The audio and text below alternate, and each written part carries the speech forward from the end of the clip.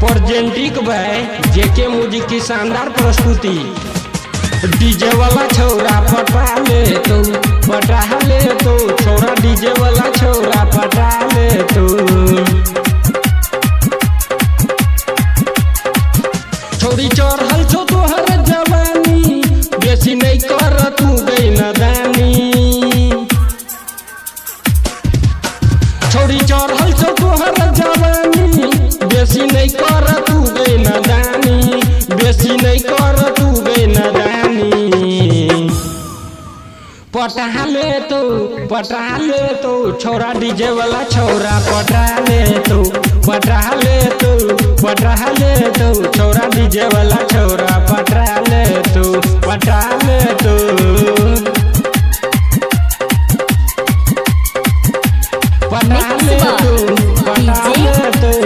Mukesh auto का गान।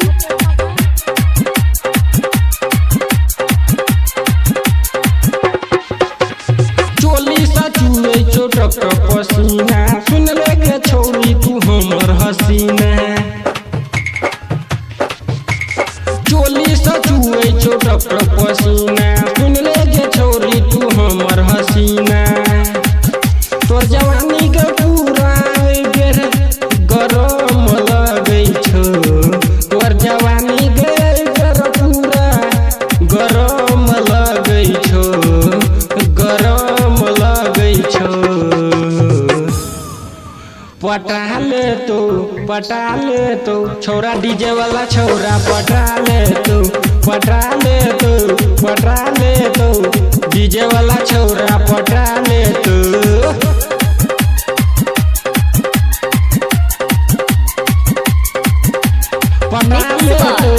DJ Mukesh auto का गान। डीजे वाला छोरा पटा ले तो चढ़ल जवानी गे तोहर छो चढ़ल बुढ़वा के नजर गे तोहरा पे गरल। चढ़ल जवानी गे तोहर छो चढ़ल बुढ़वा के नजर गे तोहरा पे गरल। तोरा जवानी के बेर पूरा तोरा झाड़ देबोगे, तोरा जवानी के बेर पूरा ऐ बेर झाड़ देबोगे, ऐ बेर झाड़ देबोगे। पटा ले तो छोरा डीजे वाला छोरा पटा ले तो छोरा डीजे वाला छोरा पटा ले तो छोरा डीजे वाला छोरा पटा ले तो।